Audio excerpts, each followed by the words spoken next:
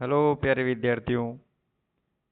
आज की क्लास में हम पढ़ने वाले हैं जनरल साइंस के जो क्वेश्चन आगामी एग्ज़ाम होने वाले हैं वनपाल, एलडीसी, सीईटी और राजस्थान के जितने भी एग्ज़ाम होते हैं जिसमें जनरल साइंस के जो महत्वपूर्ण प्रश्न बनने वाले हैं उसको इस वीडियो में हमने शामिल किया है। तो वीडियो को अंत तक देखें। अगर वीडियो पसंद आए तो लाइक और चैनल को सब्सक्राइब कर लेना ताकि ऐसे ही महत्वपूर्ण प्रश्न आपको आगे भी और मिलेंगे। तो अपन आज के सेशन की शुरुआत करते हैं पहले प्रश्न के साथ।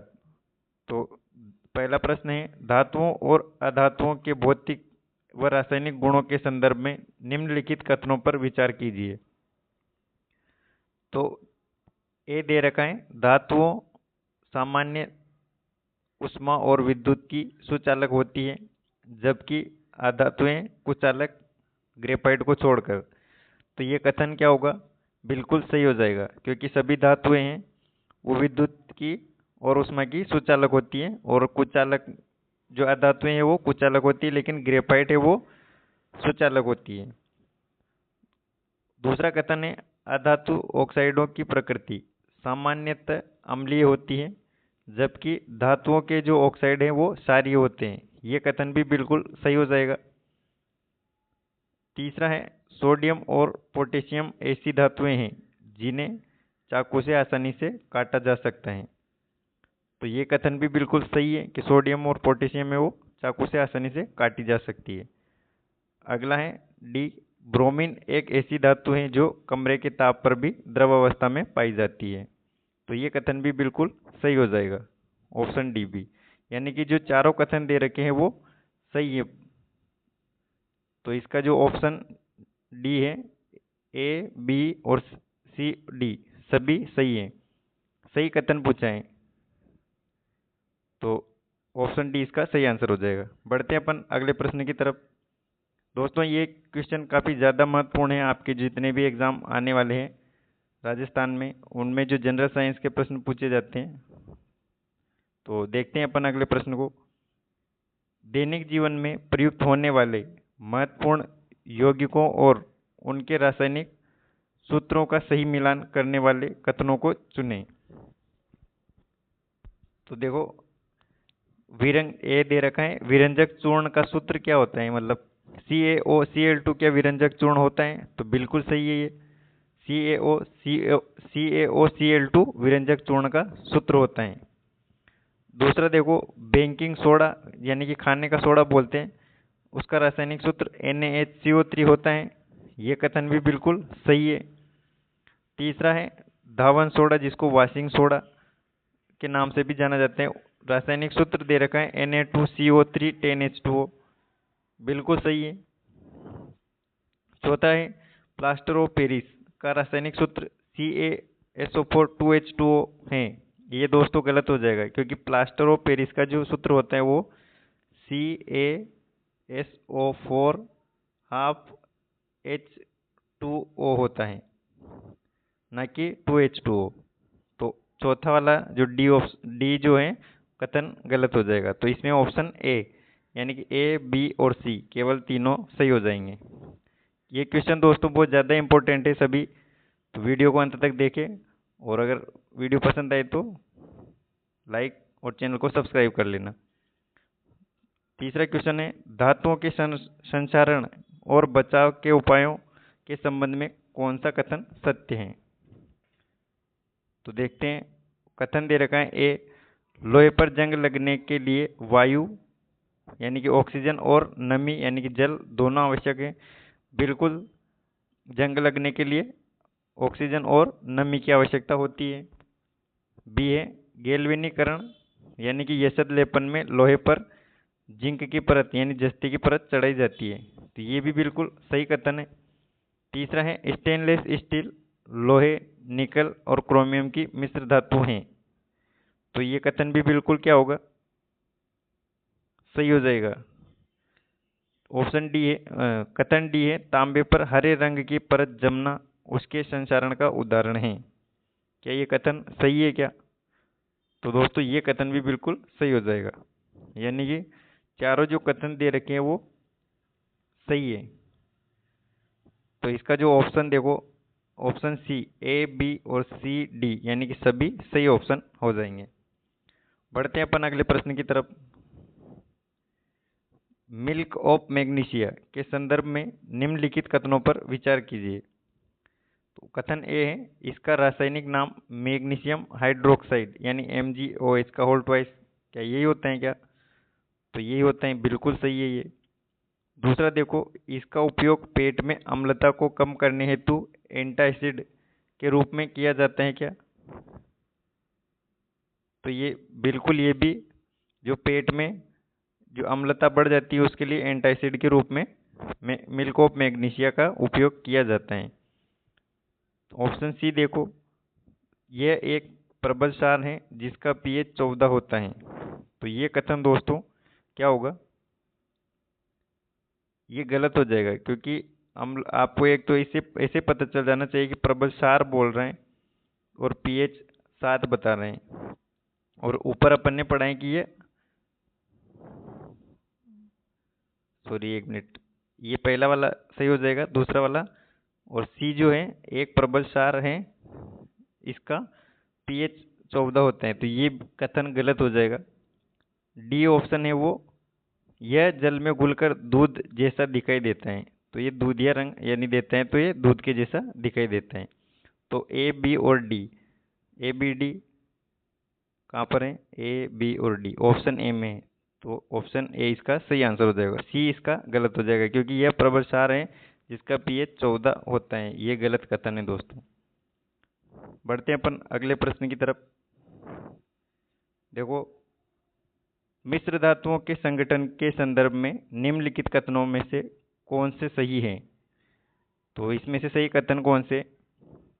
तो ए देखते हैं, पीतल तांबा जस्ता का मिश्रण है, यानी पीतल तांबा और जस्ता का। ये बिल्कुल सही है।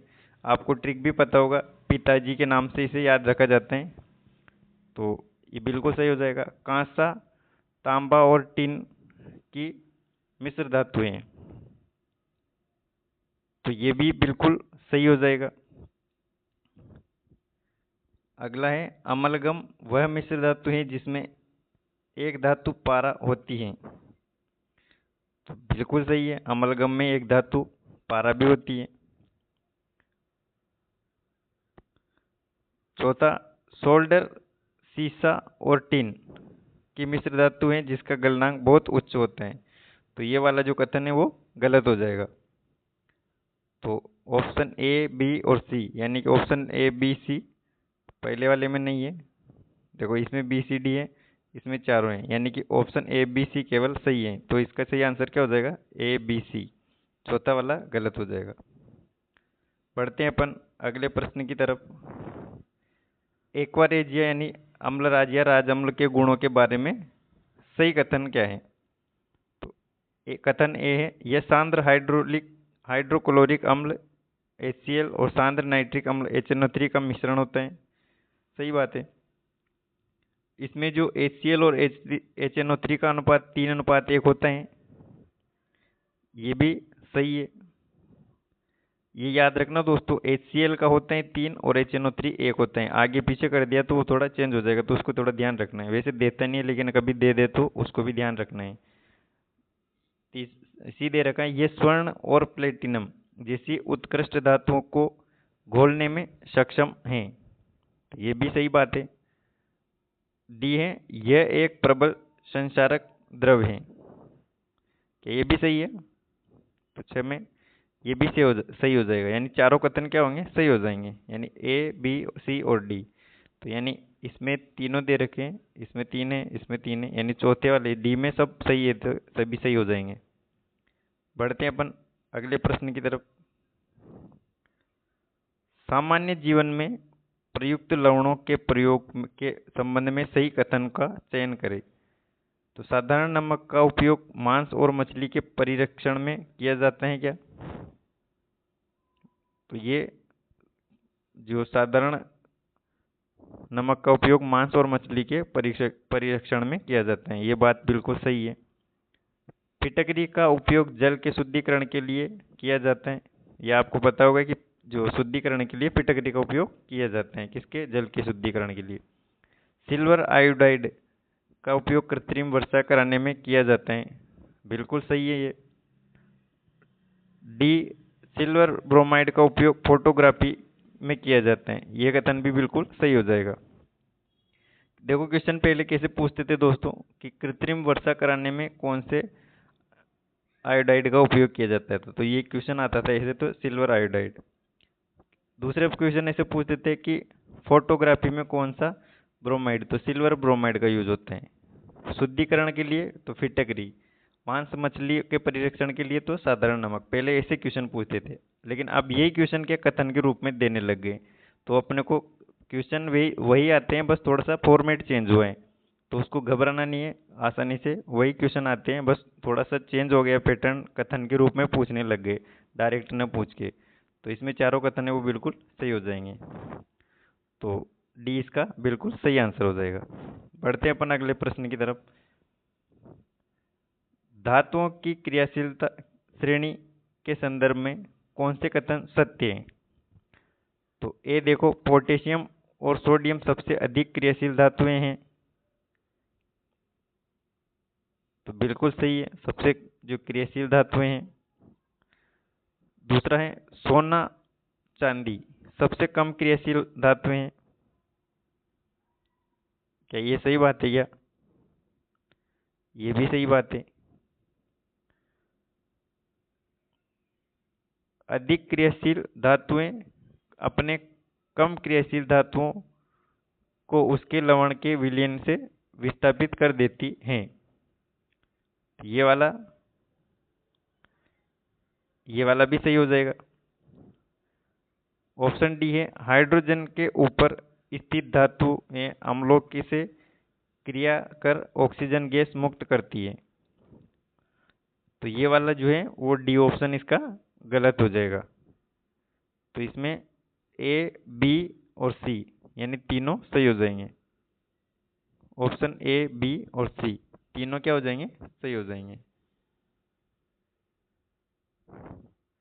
चलते अपन, देखो पहला वाला सही है, दूसरा सही है क्योंकि सोना चांदी सबसे कम क्रियाशील धातुएं हैं, पोटेशियम सोडियम अधिक क्रियाशील धातुएं हैं, और अधिक क्रियाशील धातुएं अपने कम क्रियाशील धातुओं को उसके लवण के विलयन से विस्थापित कर देती है। तो ये तीनों हैं और चौथा वाला गलत हो जाएगा। तो ए, बी, सी बिल्कुल सही आंसर हो जाएगा। बढ़ते हैं अपन अगले प्रश्न की तरफ।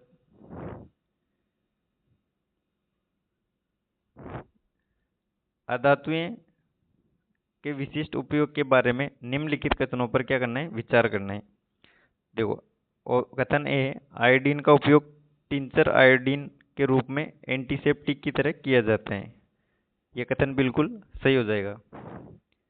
दूसरा है सल्फर का उपयोग पटाखों और गन पाउडर बनाने में होता है। बिल्कुल सही है, सल्फर का उपयोग होता है। तो ए और बी सही हो गया।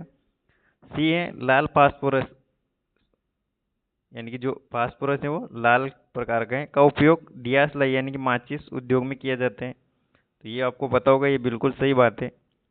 डी है नाइट्रोजन का उपयोग खाद्य पदार्थों को पैकेट में खराब होने से बचाने के लिए किया जाता है। तो ये भी बिल्कुल सही है। ये क्वेश्चन पूछा जाता है कि कौन सी मतलब खाद्य पदार्थ जो होते हैं उनके पैकेट को खराब होने से बचाने के लिए कौन सा गैस यूज होते हैं, तो नाइट्रोजन का उपयोग किया जाता है। तो इसमें option A, B, C, D यानी ऑप्शन बी सही हो जाएगा। Option A, B, C, D B इसका सही आंसर है। बढ़ते हैं अपन अगले प्रश्न की तरफ। देखो, प्लास्टर ऑफ पेरिस के कठोर होने के मुख्य कारण क्या हैं? तो यह वायुमंडल की कार्बन डाइऑक्साइड के साथ क्रिया करता है। सत्य कथन पूछ रहे हैं, तो ये कथन क्या होगा? गलत हो जाएगा। यह वायुमंडल की कार्बन डाइऑक्साइड के साथ क्रिया नहीं करता है, तो ये गलत है। यह जल के साथ क्रिया कर के जिप्सम में बदल जाते हैं और एक ठोस द्रव्यमान बनाते हैं। ये बिल्कुल सही बात है। इसमें से जल के अणु बाहर निकल जाते हैं, तो ये नहीं, बिल्कुल कथन गलत है। यह ऑक्सीजन के साथ क्रिया करके कैल्शियम ऑक्साइड बनाता है, तो ये वाली बात भी इसकी गलत हो जाएगी।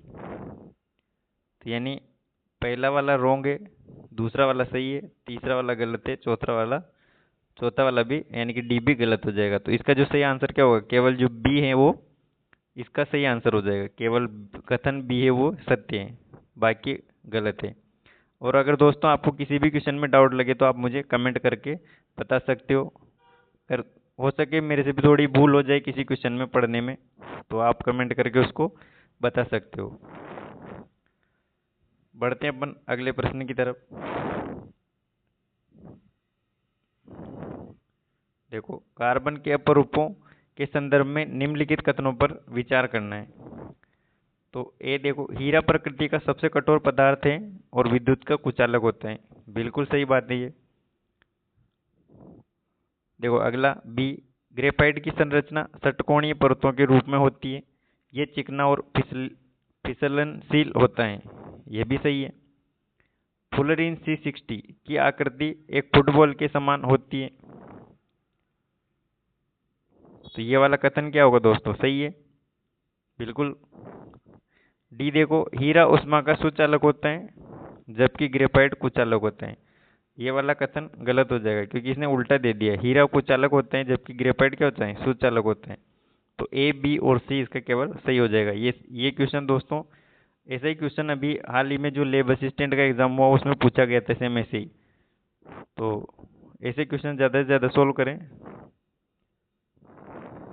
पढ़ते हैं अपन अगले प्रश्न की तरफ। देखो, सारे क्वेश्चन है वो बहुत ज़्यादा महत्वपूर्ण है दोस्तों, तो वीडियो में अंत तक बने रहिए। आपके आने वाले जो एग्ज़ाम है उनमें कुछ न कुछ क्वेश्चन इसमें से मिलने वाले हैं। धातुओं के निष्कर्षण के संबंध में कौन से कथन सत्य हैं? तो देखो, ए है, अयस्क में उपस्थित अशुद्धियों को गैंग कहते हैं। ये बिल्कुल आपने पढ़ रखा होगा, तो उसको अशुद्धियाँ होती हैं उनको क्या बोलते हैं, गैंग बोलते हैं। बी है वो, सल्फाइड अयस्क को वायु की उपस्थिति में गर्म करना भर्जन यानी कि रोस्टिंग कहलाता है। सही बात है ये। कार्बोनेट अयस्क को सीमित वायु में गर्म करना निस्तापन यानी कैल्सिनेशन कहलाता है क्या? तो ये भी सही हो जाएगा। डी देखो, सिनेबार पारे का प्रमुख अयस्क है। ये बिल्कुल चारों कथन क्या होंगे, सही हो जाएंगे।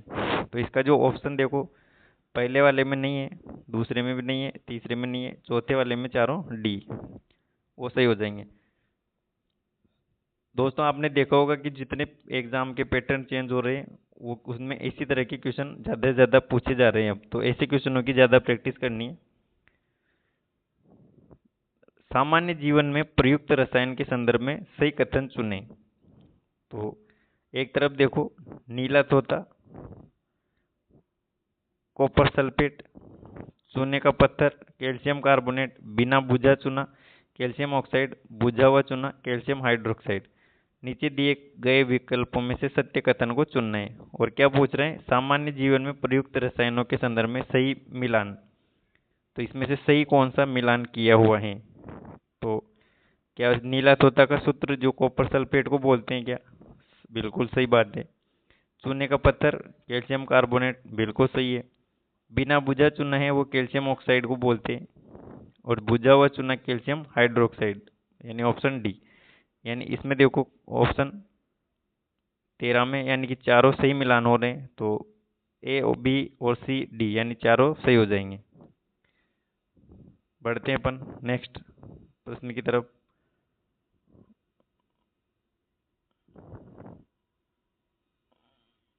ये देखो, सोडियम हाइड्रोक्साइड के औद्योगिक निर्माण व उपयोग के बारे में सत्य है। कौन से कथन सत्य हैं? तो इसे क्लोर क्षार प्रक्रिया द्वारा बनाया जाता है। तो ये बिल्कुल, इसको जो बनाने की विधि है उसको क्लोर क्षार प्रक्रिया कहते हैं। इस प्रक्रिया में एनोड पर क्लोरीन और कैथोड पर हाइड्रोजन गैस निकलती है। सही है। इसका उपयोग साबुन, अपमार्जक व कागज उद्योग में होता है। ये भी सही है। इसे कास्टिक सोडा भी कहते हैं। बिल्कुल सही है। यानी कि चारों कथन क्या हो जाएंगे, चारों कथन हो जाएंगे सही। तो हो जाएगा इसका ऑप्शन बी। बढ़ते हैं अपन अगले प्रश्न की तरफ। जिप्सम के गुणों और उपयोगों के संदर्भ में निम्नलिखित कथनों पर विचार कीजिए। तो देखते हैं अपन। जिप्सम का जो रासायनिक सूत्र है वो कैल्शियम CaSO4 2H2O होता है। ये आपने पढ़ रखा होगा, तो ये बिल्कुल सही है, यही होता है। जिप्सम को 373 केल्विन पर गर्म करने से प्लास्टर ऑफ पेरिस बनता है। पीओपी का फॉर्मूला क्या होता है? CaSO4 हाफ H2O, ये होता है पीओपी का फॉर्मूला। तो इसमें पहला कथन सही हो गया, दूसरा कथन भी सही हो जाएगा, क्योंकि 373 के लिए याद रखना है कि इस पे जो जिप्सम को गर्म करते हैं तो वो प्लास्टर ऑफ पेरिस बन जाते हैं। तीसरा, राजस्थान भारत में जिप्सम का प्रमुख उत्पादक राज्य भी है। ये बिल्कुल सही बात है। जिप्सम का उपयोग क्षारीय मृदा के सुधार में किया जाता है। आपने खेती में जो किसान यूज करते हैं, जहाँ पर सारी मृदा होती है, उसमें जिप्सम का उपयोग किया जाता है, तो वो सारी मृदा के सुधार में भी यूज किया जाता है। तो ये चारों कथन सही हो जाएंगे, यानी option A, B, C, D, D option इसका बिल्कुल सही हो जाएगा। बढ़ते अपन अगले प्रश्न की तरफ। देखो, एनोडीकरण यानी एनोडाइजिंग की प्रक्रिया के संदर्भ में निम्नलिखित कथनों पर विचार करिए। यह एल्यूमीनियम पर एक मोटी ऑक्साइड की परत बनाने की प्रक्रिया है क्या? यह कथन बिल्कुल सही है। ऑक्साइड की यह परत एल्यूमीनियम को जो संक्षारण यानी कि जंग लगने से बचाती है। भाई सही बात है ये भी। इस प्रक्रिया में एल्यूमीनियम की वस्तु को एनोड बनाया जाता है। बिल्कुल सही है, एल्यूमीनियम की जो वस्तु है उसको एनोड बनाया जाता है। इस परत को आसानी से रंगा जा सकता है, जिससे वस्तु आकर्षक दिखती है। तो ऑप्शन डी भी इसका सही हो जाएगा, यानी ऑप्शन डी इसका बिल्कुल सही आंसर हो जाएगा, यानी कि चारों कथन क्या हैं, सही हो जाएंगे। बढ़ते हैं अपन नेक्स्ट प्रश्न की तरफ। हाइड्रोजन गैस के गुणों और उसके उपयोग के बारे में सत्य कथन को पहचानना है। तो देखो, हाइड्रोजन एक धातु है, लेकिन विद्युत धनात्मक प्रकृति के कारण इसे धातुओं के साथ रखा जाता है। ये बात क्या है, सही है। दूसरा है, वनस्पति तेलों के हाइड्रोजनीकरण में निकल उत्प्रेरक की उपस्थिति में इसका उपयोग होता है। बिल्कुल राइट है। यह भविष्य का स्वच्छ ईंधन माना जाता है, क्योंकि इसके दहन से केवल जलवाष्प बनती है। यह भी बात सही है। हेबर विधि द्वारा अमोनिया के निर्माण में हाइड्रोजन का उपयोग होता है। ये भी बिल्कुल सही हो जाएगा, यानी देखो चारों कथन इसके बिल्कुल सही है। तो ऑप्शन सी बिल्कुल इसका सही आंसर हो जाएगा। दोस्तों, ऐसे क्वेश्चन आप ज़्यादा से ज़्यादा सोल्व करो। एग्जाम में ऐसे क्वेश्चन पूछे जा रहे हैं, आपको हो सकता है कि थोड़े पढ़ नहीं रखे होंगे तो टफ लगेंगे, लेकिन अगर जिसने पढ़ रखा हो तो ये सिर्फ थ्योरी है, ज़्यादा कुछ कठिन सवाल नहीं है। और ऐसे क्वेश्चन आने वाले एग्जाम में ज़्यादा से ज़्यादा पूछे जाएंगे, तो इसी तरह से आप प्रैक्टिस करें। देखते हैं अपन इस प्रश्न को। थर्मिट अभिक्रिया के संबंध में निम्नलिखित में से कौन सा कथन सत्य है? तो इसमें आयरन ऑक्साइड की अभिक्रिया एल्यूमिनियम से के साथ कराई जाती है। तो ये बिल्कुल किसके साथ? आयरन ऑक्साइड की क्रिया एल्यूमिनियम के साथ कराई जाती है। यह एक अत्यधिक ऊष्माक्षेपी अभिक्रिया है, मतलब ये भी बिल्कुल सही हो जाएगा, क्योंकि इसमें ऊष्मा का उत्सर्जन होता है।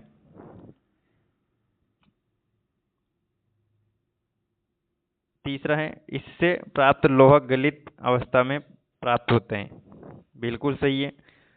इसका उपयोग रेल की पटरियों और मशीन पुर्जों की दरारों के जोड़ने में किया जाता है। चारों कथन ये सही हो जाएंगे, यानी ऑप्शन देखो इसमें नहीं है, इसमें भी नहीं है, इसमें नहीं है, यानी ऑप्शन डी में देखो चारों सही है।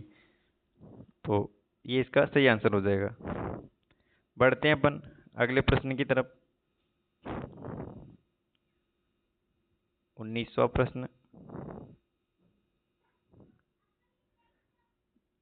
धातुओं के ऑक्साइडों और उनके व्यवहार के बारे में विचार करें। तो देखो, धातुओं के जो ऑक्साइड सामान्यतः अम्लीय होते हैं, SO2 और CO2, क्या ये कथन सही है क्या? तो ये बिल्कुल सही है। कार्बन मोनोऑक्साइड और नाइट्रस ऑक्साइड उदासीन ऑक्साइड है, राइट है। सल्फर डाइऑक्साइड जल में घुलकर सल्फ्यूरिक अम्ल बनाती है। तो आपने देखा होगा कि सल्फर डाइऑक्साइड जल में घुलकर सल्फ्यूरिक अम्ल का निर्माण करती है, यानी कि सी इसका सही आंसर हो जाएगा। सभी अधातु ऑक्साइड जल के साथ क्रिया करके सार बनाते हैं। ये वाला कथन दोस्तों गलत हो जाएगा इसका। तो इसमें क्या हो जाएगा, ए बी और सी, यानी 19 में ए बी सी सही आंसर हो जाएगा, यानी पहला वाला बिल्कुल सही हो जाएगा। चलते हैं अपन अगले प्रश्न की तरफ। निम्नलिखित महत्वपूर्ण यौगिकों और उनके उपयोग का कौन सा समूह पूर्णतः सही है? तो कुछ देखो इसमें क्या दे रखा है, कुछ समूह दे रखे हैं, उनके साथ जो कार्य उनका क्या उपयोग होता है उसका सही मिलान वाले पहचान करने अपने को। तो इसमें देखो, सोडियम कार्बोनेट का उपयोग कांच, साबुन और कागज बनाने में करते हैं, सही है। पोटेशियम नाइट्रेट गन पाउडर और उर्वरक के रूप में उपयोग होते हैं, बिल्कुल सही है। कैल्शियम सल्फेट हेमीहाइड्रेट टूटी हड्डियों को जोड़ने में किया जाता है। इसको दोस्तों पीओपी के नाम से भी जाना जाता है, यानी कि plaster of Paris. Sodium hydrogen carbonate, इसका सोडा अम्ल अग्निशामक में उपयोग होते हैं, ये भी बिल्कुल सही है, यानी कि चारों सही हो जाएंगे। बढ़ते हैं अपन अगले प्रश्न की तरफ। धातुओं की तन्यता यानी डक्टिलिटी और आघातवर्धीय यानी मेलेबिलिटी के गुणों के संदर्भ में सत्य कथन चुनना है। तो सोना सबसे अधिक आघात वर्धित धातु है क्या? आपने देखा होगा कि सोने को जो पतले पतले तारों में खींच के बनाया जाता है, तो ये कथन क्या होगा, बिल्कुल सही हो जाएगा। 1 ग्राम सोने से लगभग 2 किलोमीटर लंबा तार खींचा जा सकता है, बिल्कुल सही है। तीसरा है, चांदी उष्मा की सबसे अच्छी सुचालक धातु है, भाई सही है। सीसा और पारा उष्मा के तुलनात्मक रूप से कुछ अलग होते हैं, ये भी सही है। तो ऑप्शन जो ये नहीं है, ये नहीं होगा, ये नहीं होगा। Option A B C D यानी कि सही, चारों कथन क्या होंगे, सही हो जाएंगे। बढ़ते हैं अपन अगले प्रश्न की तरफ। सोडियम क्लोराइड के संदर्भ में निम्नलिखित कथनों पर विचार कीजिए। यह एक आयनिक यौगिक है जिसका गलनांक और क्वथनांक उच्च होते हैं, सही बात है ये। ठोस अवस्था में यह विद्युत का सुचालक होता है, नहीं, ये गलत हो जाएगा इसका। ठोस अवस्था में ये विद्युत का सुचालक नहीं होता है। जलीय विलयन या गलित अवस्था में ये विद्युत का चालन करता है, बिल्कुल सही है। इसे रॉक सॉल्ट के रूप में भी खनिज के तौर पर इसे रॉक सॉल्ट के रूप में खनिज के तौर पर पाया जाता है, बिल्कुल सही हो जाएगा। तो इसमें ए सी और डी, ए सी डी कहाँ पर आ रहा है, तो इसमें तो नहीं है। ए सी डी यानी कि इसमें आ रहे हैं, ये हो जाएगा इसका सही आंसर। ऑप्शन बी इसका बिल्कुल सही हो जाएगा। देखो इस प्रश्न को देखते हैं। उभयधर्मी ऑक्साइड के गुणधर्मों के बारे में कौन सा कथन सही है? तो ये ऑक्साइड अम्ल क्षार दोनों के साथ अभिक्रिया करके लवण और जल बनाते हैं। एल्यूमिनियम ऑक्साइड एक उभयधर्मी ऑक्साइड है। ये क्वेश्चन बहुत सारे एग्जाम में पूछा गया है दोस्तों कि Al2O3 पूछा जाता है कि निम्न में से उभयधर्मी ऑक्साइड कौन सा है। तो मैक्सिमम टाइम पे जो ऑप्शन दिए थे वो Al2O3 ही एग्जाम में, मतलब जो 4 ऑप्शन आते हैं ना, तो ये पूछा जाता है बार बार कि निम्न में से उभयधर्मी ऑक्साइड को पहचानो। तो Al2O3 क्या है, एक उभयधर्मी ऑक्साइड हो जाएगा, पहला वाला भी सही है। जिंक ऑक्साइड भी एक उभयधर्मी प्रकृति का होता है, ये भी बिल्कुल सही हो जाएगा। लोह ऑक्साइड एक विशिष्ट उभयधर्मी ऑक्साइड है, ये वाला कथन सही नहीं है। तो देखो ए, बी और सी इसका सही हो जाएगा, तो ऑप्शन ए इसका सही आंसर हो जाएगा। चलते हैं अपन अगले प्रश्न की तरफ। फास्फोरस के विभिन्न रूपों और उनके गुणों के संदर्भ में विचार कीजिए। श्वेत फास्फोरस अत्यधिक क्रियाशील होता है, इसे जल में डुबोकर रखा जाता है। तो ये बात बिल्कुल सही है, ये अत्यधिक क्रियाशील होता है। कौन सा? श्वेत फास्फोरस, जिसको क्या है, पानी में डुबोकर रखा जाता है। लाल फास्फोरस श्वेत फास्फोरस की तुलना में कम क्रियाशील होता है, ये भी सही है। श्वेत फास्फोरस अंधेरे में चमकता है, सही है। माचिस की तीलियों के सिरों पर लाल फास्फोरस और पोटेशियम क्लोरेट का मिश्रण होता है, बिल्कुल सही है। यानी कि चारों कथन क्या होंगे? सही हो जाएंगे। तो ऑप्शन डी इसका बिल्कुल सही आंसर हो जाएगा। बढ़ते हैं अपन अगले प्रश्न की तरफ। निम्नलिखित में से कौन सा कथन धातुओं के रासायनिक गुणों के बारे में सही है? तो देखो, धातुएं जल के साथ अभिक्रिया करके धातु ऑक्साइड और हाइड्रोजन गैस बनाती है। सही है, ये बिल्कुल सही बात है। मैग्नीशियम शीतल जल के साथ तेजी के साथ अभिक्रिया करते हैं, बिल्कुल ये कथन भी सही हो जाएगा। आयरन भाप के साथ अभिक्रिया करके आयरन ऑक्साइड और हाइड्रोजन बनाता है क्या? ये वाला बिल्कुल सही नहीं है, ये गलत हो जाएगा। डी वाला देखो, तांबा तनु HCl के साथ अभिक्रिया करके हाइड्रोजन गैस मुक्त नहीं करते हैं, ये भी सही है, क्योंकि हाइड्रोजन गैस मुक्त नहीं करेगा Cu को, यानी कि तांबा HCl के साथ अभिक्रिया करके। तो इसमें देखो ए, बी और डी सही हो जाएगा। तो ए, बी, सॉरी उल्टा बोल दिया।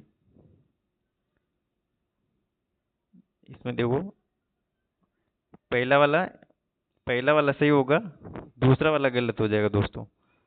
तीसरा वाला सही है और चौथा वाला भी इसका सही हो जाएगा। ये वाला मैग्नीशियम शीतल जल के साथ तेजी से अभिक्रिया करते हैं, ये वाला गलत हो जाएगा। बी वाला गलत हो जाएगा, सी वाला सही है, क्योंकि भाप के साथ अभिक्रिया करके ये आयरन ऑक्साइड और हाइड्रोजन गैस बनाते हैं, ये सही है। तो इसका जो ऑप्शन बी है, ए, सी, डी, वो सही हो जाएगा। ए, बी, डी नहीं होगा, बी, सी भी नहीं है, ए, बी, सी, डी नहीं है। पढ़ते हैं अपन अगले प्रश्न की तरफ। संचारण से सुरक्षा के विभिन्न तरीकों के संदर्भ में निम्नलिखित कथनों पर विचार कीजिए।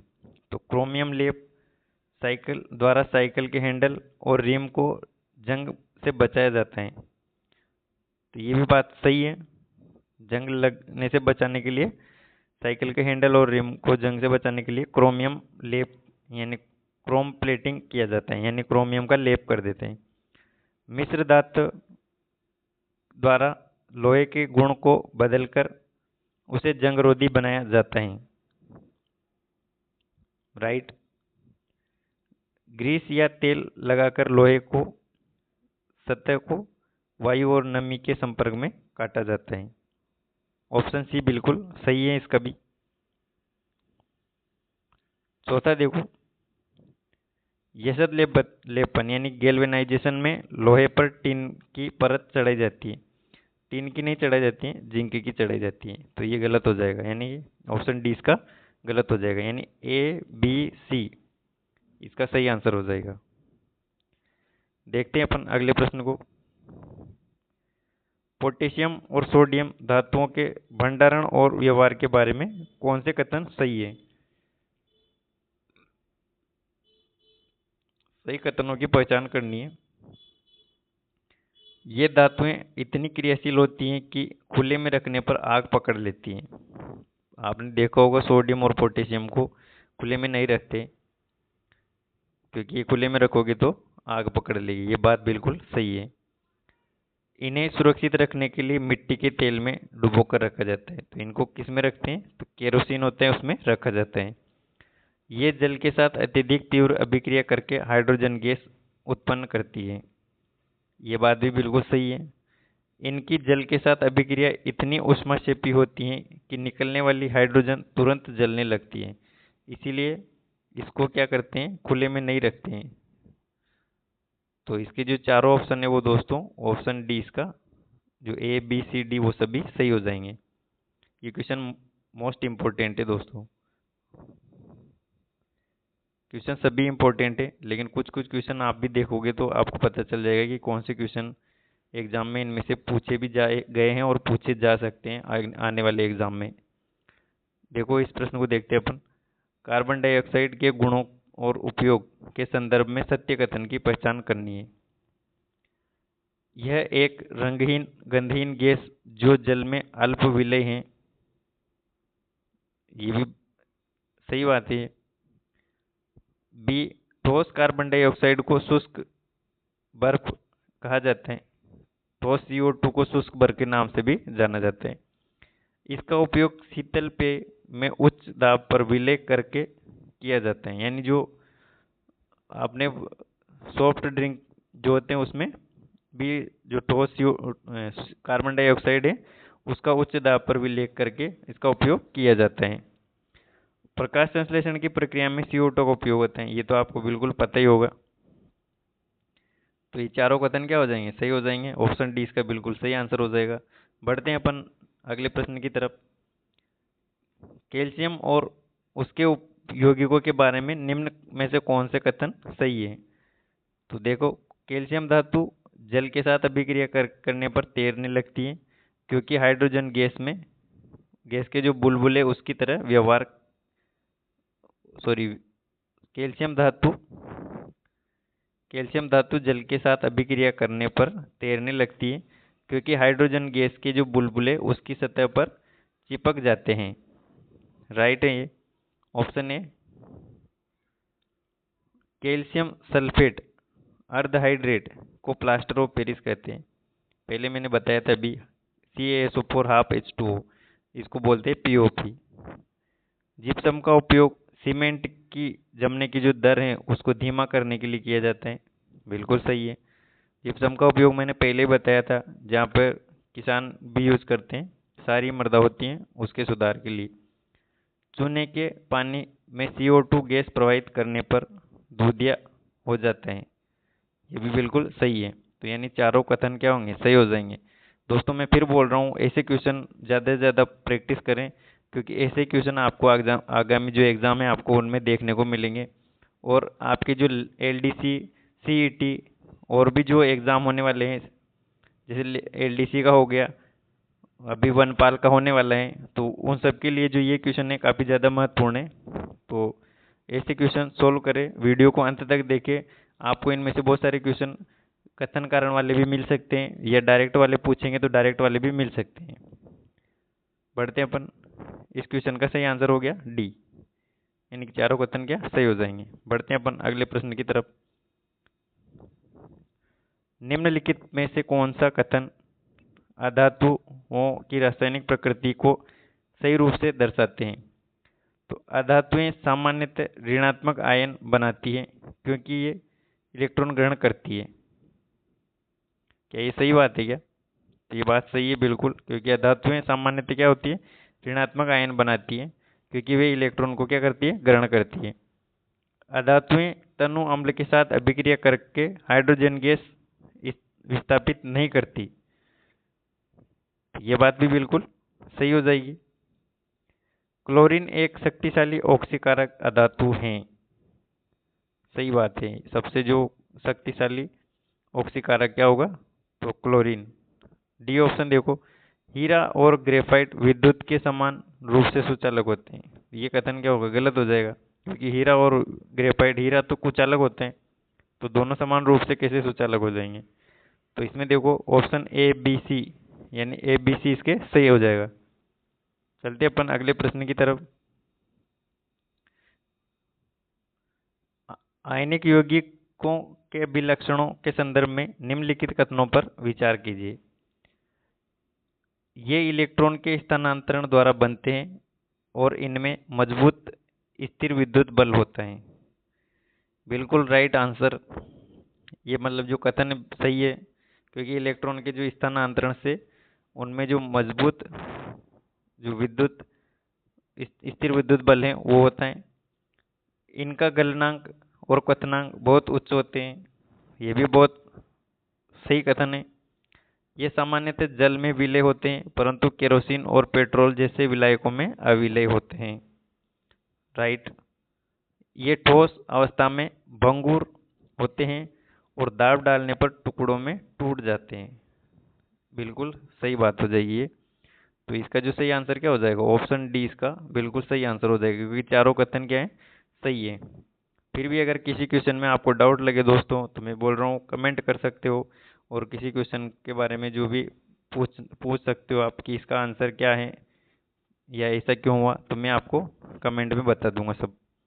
यहाँ पर अपन डायरेक्ट ही पढ़ रहे हैं क्योंकि वीडियो काफ़ी ज़्यादा लंबा हो जाएगा अगर पूरा डिटेल से पढ़ेंगे तो। देखते हैं अपन। सक्रियता श्रेणी के मध्य में स्थित धातु के निष्कर्षण के बारे में कौन सा कथन सत्य है, यानी कि जो सक्रिय श्रेणी है आयरन, जेड और पीबी का, उनके बारे में सत्य कथन की पहचान करनी है। ये धातुएं प्रकृति में प्राय सल्फाइड या कार्बोनेट अयस्कों के रूप में पाई जाती हैं। ये बिल्कुल पाई जाती हैं।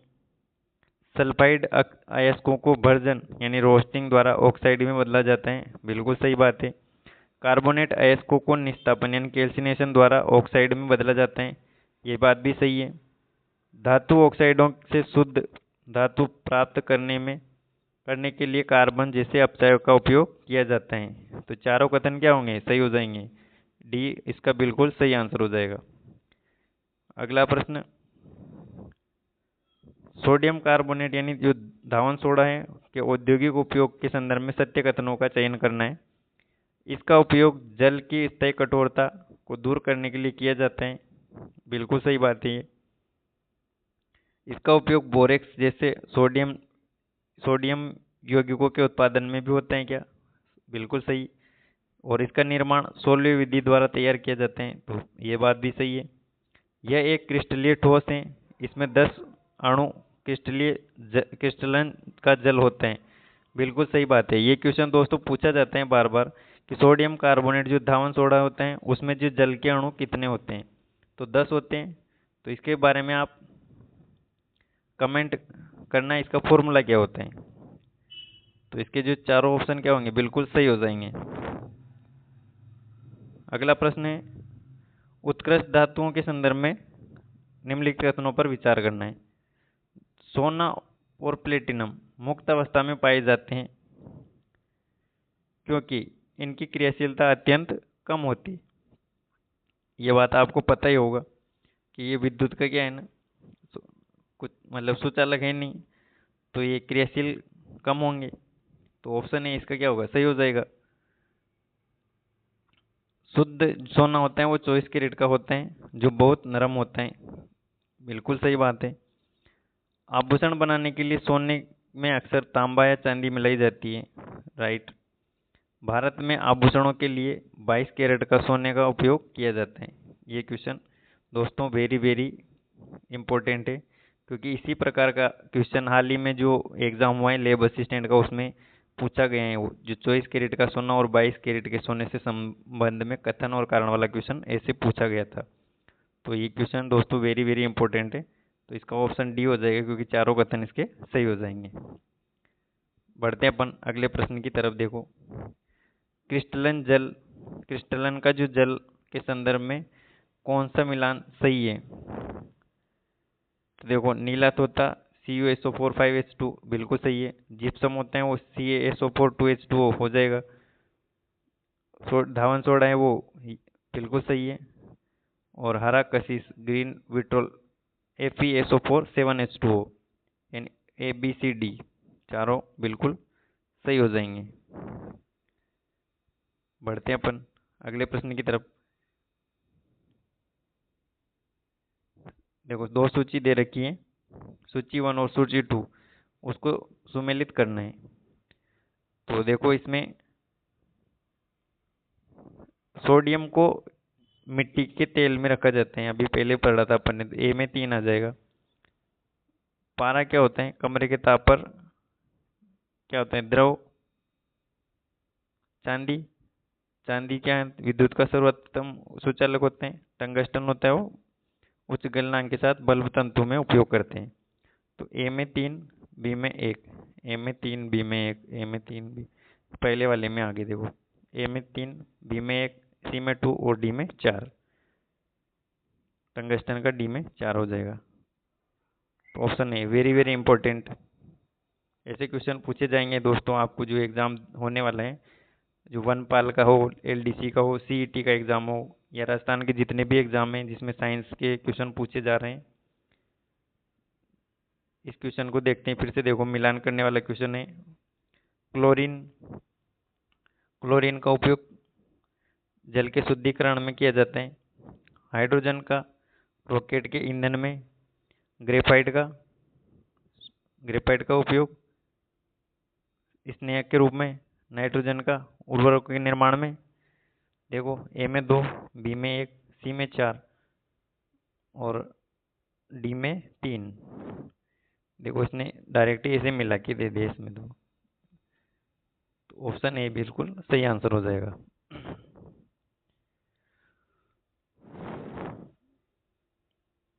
देखो, पढ़ते हैं अपन। इसका सही आंसर दोस्तों ऑप्शन ए हो जाएगा। ठीक है, अब अगला प्रश्न देखो फिर से। NaOC देखो, एक तरफ दे रखी सूची 1, सूची 2। NaHCO3 इसको बोलते हैं सोडियम बाइकार्बोनेट। तो बेकिंग सोडा बिल्कुल सही हो जाएगा। कैल्शियम CaOCl2 जो होता है वो विरंजक चूर्ण। सोडियम कार्बोनेट NH2O यानी कि सोडियम जो धावन सोडा हो जाएगा ये। और ये नीला तोता का सूत्र है।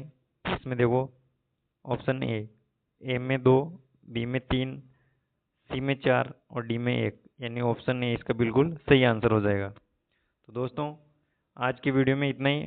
आशा है कि ये वीडियो आपको पसंद आया होगा, और अगर पसंद आया हो तो वीडियो को लाइक, चैनल को सब्सक्राइब कर लेना, ताकि जितने भी एग्जाम आने वाले हैं उसमें राजस्थान जीके से संबंधित या फिर जनरल साइंस से संबंधित जो क्वेश्चन है, जो महत्वपूर्ण क्वेश्चन है, मैं इस चैनल पर आपको प्रोवाइड करवाऊंगा, ताकि आप एग्जाम में अच्छे और बेहतर परिणाम देख सकोगे। क्योंकि नॉर्मल क्वेश्चन आते नहीं है, आपको भी पता है एग्जाम का जो लेवल है वो बढ़ चुका है।